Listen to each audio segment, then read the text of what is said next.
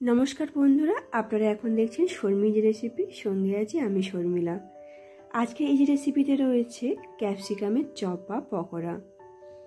তো সারা বছর ক্যাপসিকাম পাওয়া গেলেও কিন্তু এই শীতের সময় ক্যাপসিকামের দামটা একটু কমও থাকে আর বেশ টাটকা টাটকা সবজি চপ করলে কিন্তু বেশ খেতে ভালো লাগে।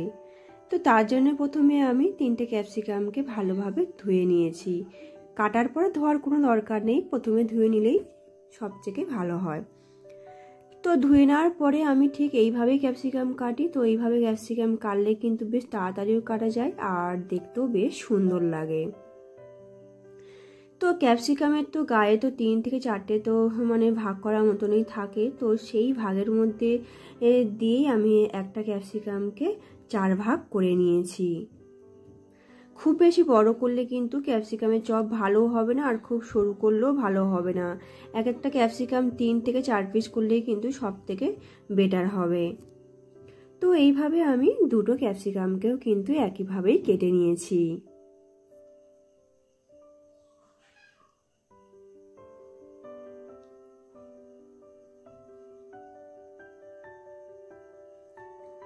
তো তারপরে তো আমাদের আলু তো লাগবেই। আমি এখানে দুটো আলু নিয়েছি। তো আলুগুলোকে একটা আলুকে 4 পিস করে প্রেসার কুকারে তাড়াতাড়ি করে সিদ্ধ করে নিয়েছি, নাহলে এমনি সিদ্ধ করতে গেলে সময় লাগবে। তো আলুগুলো সিদ্ধ করে নেওয়ার জন্য আমি এখানে দিয়ে দেবো 2 কাপ মতন জল আর স্বাদ অনুসারে 1 চামচ লবণ।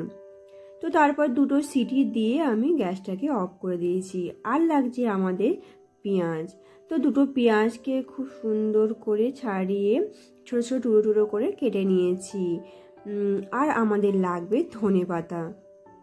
ধনেপাতা যেহেতু এই শীতের সময় খুব পাওয়া যায় আর দিলে কিন্তু বেশ টেস্টটাও ভালো আসে, তো সেই জন্য ধনেপাতাটা তো দিতেই হচ্ছে। তো ধনেপাতাগুলোকেও আমি চপ করে নিয়েছি।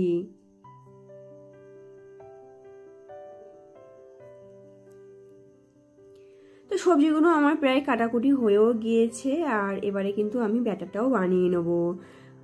প্রথমে নিয়ে নিচ্ছি আমি 4 চামচ মতন বেসন আর নিয়ে নেব এখানে 2 চামচ মতো চালের গুঁড়ো। আপনাদের কাছে চালের গুঁড়ো না থাকলে কর্নফ্লাওয়ারও দিতে পারেন। আর আমি এখানে কিন্তু সামান্য পরিমাণ বেকিং পাউডার দিয়ে দিচ্ছি। সোডা দিলে একটু কম লাগে, আর যদি পাউডার দিয়ে থাকেন বেকিং পাউডার দিয়ে থাকে তাহলে কিন্তু একটু বেশি পরিমাণ লাগে। আর এখানে দিয়েছি আমি ভাজা মশলা, 1 চামচ লঙ্কার গুঁড়ো, সামান্য হলুদের গুঁড়ো আর স্বাদ অনুসারে লবণ দিয়ে ভালো করে মিশিয়ে নিয়ে অল্প অল্প করে জল দিয়ে একটা ঘন ব্যাটার করে নেব।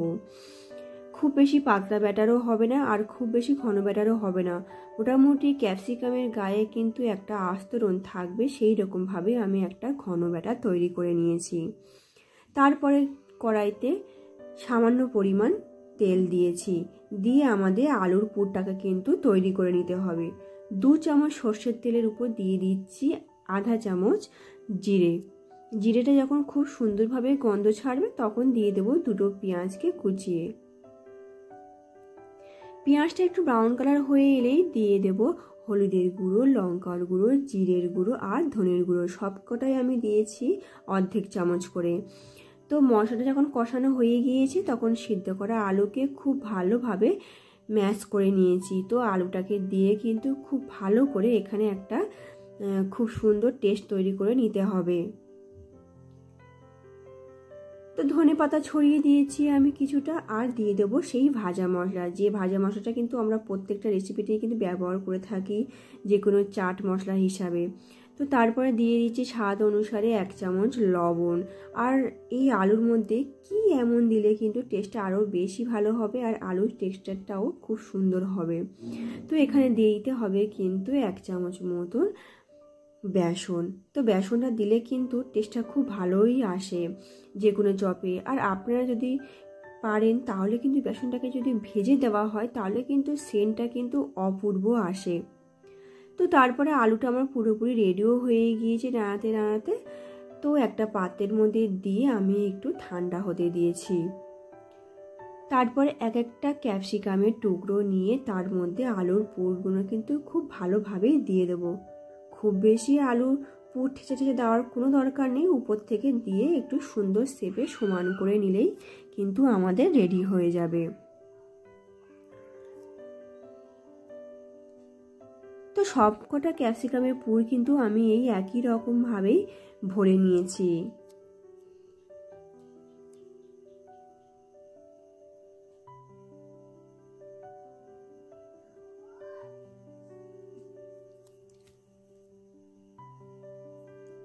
তো সবকটা রেডি হয়ে যাওয়ার পরে কিন্তু আমি এবারে কড়াইতে বেশি পরিমাণ এখানে রিফাইন অয়েল দিয়ে দেবো, যাতে ডুবো ডুবো তেলে কিন্তু এটা ভাজা যায়। তো তেলটা যখন খুব ভালোভাবে গরম হয়ে আসছে, এক একটা করে ক্যাপসিকামের পিস নেবো। হাত দেবো না, হাত দিলে প্রচণ্ড বেশি পরিমাণ লেগে যায়, সেই জন্য চামচ দিয়ে দেখবেন, এটা কিন্তু বেশ সুবিধা হয়। তো এক্সট্রা ব্যাটার নেওয়ার কোনো দরকার নেই, যখন চামচ দিয়ে তুলবেন তখন কিন্তু এক্সট্রা ব্যাটারটা কিন্তু অটোমেটিক ওখান থেকে পড়ে যাবে। তো তারপর কড়াইতে আমি এক একটা করে পিস দিয়ে দেবো।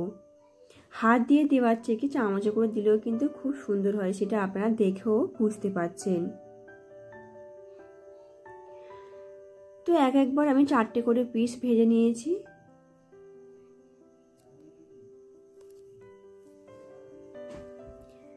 এপিঠ ওপিঠ উল্টিয়ে পাল্টিয়ে একটু মুচমুচে করে আর ব্রাউন কালার করে ভেজে নেব।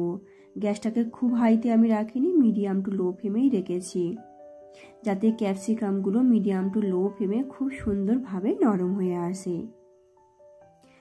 তো আমাদের কালার দেখে তো বোঝাই যাচ্ছে যে ক্যাপসিকামের পকোড়া কিন্তু একদমই রেডি হয়ে গিয়েছে। তো ছানটা দিয়ে ভালোভাবে তেল ঝরিয়ে তুলে নেব। আর এটা তুলে নেওয়ার সময় কিন্তু গ্যাসটাকে হাই হিটে দিতে হবে, যদি লো ফ্লেমে থাকে তাহলে কিন্তু তেলগুলো খুব সোক করে নেবে। তো হাই হিটে দিয়েই আমি পকোড়াগুলোকে ছানটা দিয়ে তুলে নিয়েছি। একটা পাত্রের উপর আমি একটা টিস্যু দিয়েছি, যাতে তেলগুলো সোক করে নেয়, তার মধ্যেই আমি পকোড়াগুলো রেখে দেবো, যাতে অতিরিক্ত তেলটা কিন্তু চলে যায়।